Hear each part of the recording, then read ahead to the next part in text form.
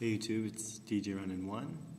I'm in the lounge of my dorm at the University of Oregon, and I just wanted to basically give you kind of an update of my day. It was horrific. I went to class this morning. It was really early, and I took a bunch of notes in math, and I didn't really understand anything. And it wasn't until after class that I realized that I had written all of my notes down in such a way that I really couldn't read them. So once again, I don't know anything, even more so than actually I thought. So for one thing, I didn't know the material, and then I can't read it. So there goes studying for a math test. And also, I went to my honors college class, and we had this reading that was really long. And it kind of irks me that I had to read it, and we didn't actually discuss it, and it was kind of annoying. But I guess it was a good reading, so I don't have too much to complain about. They can't take it away from me, so I've read it now.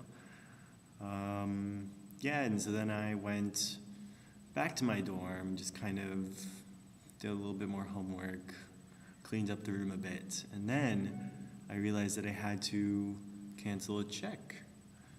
And, basically I sent a check to my former alma mater, my high school, basically, for $750. It was kind of like, we did the senior prank, and it was like a huge, gigantic peace sign of marigolds in the school's courtyard. And this clothing company thought it was a really cool idea, and they wanted to blog about it on their website, and so they offered us $1,500 to do it. So we did that, and we donated half of the money to our school and half the money to Habitat for Humanity. So I was just putting the money over to the school, and I sent it there, and they lost the check. So back to my original point, I had to cancel this check, and to do so, I needed to go to the bank.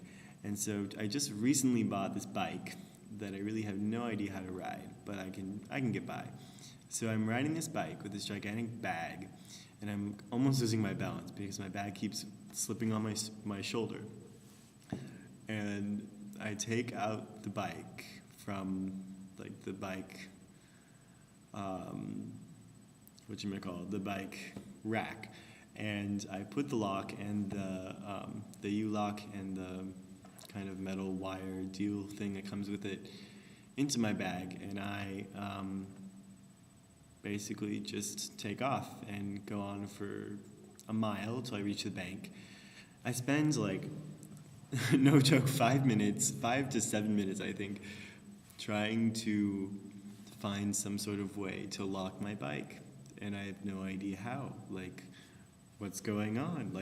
I don't know if you know this, but there are these bike racks that are kind of squarish, and they're flat, but they have little slits in them for the bike wheels, and I had no idea how to lock it securely to that. The only kind I've ever really locked my bike to as far as a bike rack goes are the ones that have the huge bars. And so being that we're in Eugene, Oregon here, and it's one of the two places, I believe, in the entire United States that kryptonite locks don't give their lifetime warranties, because there's just so much theft per capita, and I think it's Eugene, Oregon, and New York City where they don't fund the warranty, or they don't insure it. So basically, I'm kind of paranoid now because I don't really know how to lock up my bike securely. I mean, I do, but I don't know how to do it to certain bike racks.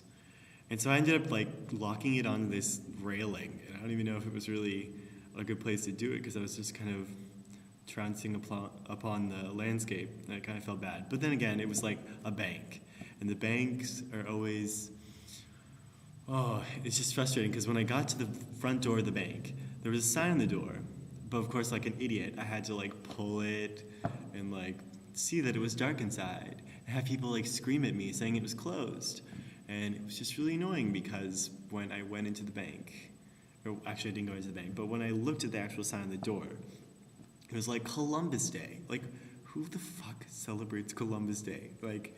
Excuse my français, but it's really, Actually, I don't think it's French, but I find it very annoying that a bank would celebrate Columbus Day. I mean, it's just ridiculous how many holidays the banks take for themselves, and I have no idea why a bank would want to do that. I mean, I guess if you want to go all, conspiracy theorists, like the banks are trying to get rid of the working class because the working class can't do stuff with money and their accounts are on hold, but then they have all the ATMs that are open like 24/7, so I don't know, like it's just kind of weird. Like, why would they want to, be closed all the time? It's just like bankers never work. Like, what is going on? And it's just really frustrating because I biked like a mile there, a mile back, and I did have a lot of homework to do, and it was rather irksome, might I say.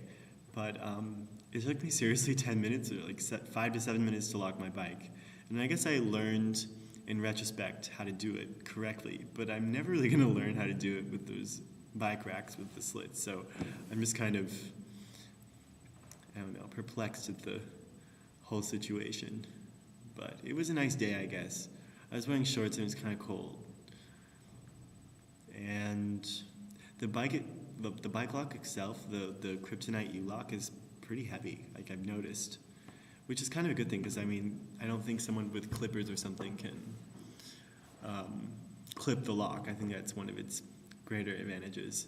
It was like $40 with like the package, but I think what really is the main contributor to the high rate of stolen bikes is just stupidity. Like I've seen some bikes locked up by the front wheel onto a bike rack, and it's just ridiculous because people like can just take off the front wheel and take the rest of the bike, and there you go. And then some other idiot who doesn't lock their front wheel to a bike rack can have their front wheel stolen, and the person who stole the body of the bike and the back wheel and a front wheel can put them together and make one bike.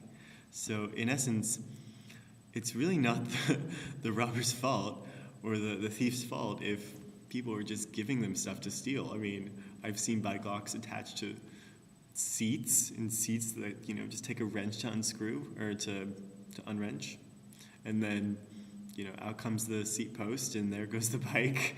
I mean, it's kind of ridiculous. Like, I don't know, but yeah, I just thought I'd give you guys a kind of synopsis of that situation I had this earlier afternoon. Oh yeah, and one more thing, I had to say this. Columbus Day. Why do we celebrate a man who basically annihilated the entire culture of the Americas? I mean, I think it's ridiculous. I think it's known simultaneously as the Indigenous Peoples Day, and I think that's something much more worthwhile to celebrate, and I would encourage people to stop calling Columbus Day, because, I mean, it really just shows how Eurocentric we are as modern-day society, looking at culture and history through a Eurocentric lens that I think has been really the focus of the modern world. And I think it's important to consider alternate points of view, and most definitely the indigenous cultures who've been often disenfranchised to this day and killed off, basically, really deserve that voice. So anyway, I hope this video was somewhat entertaining. I hope to run right now in a couple of minutes and maybe play a little badminton. Catch you guys later.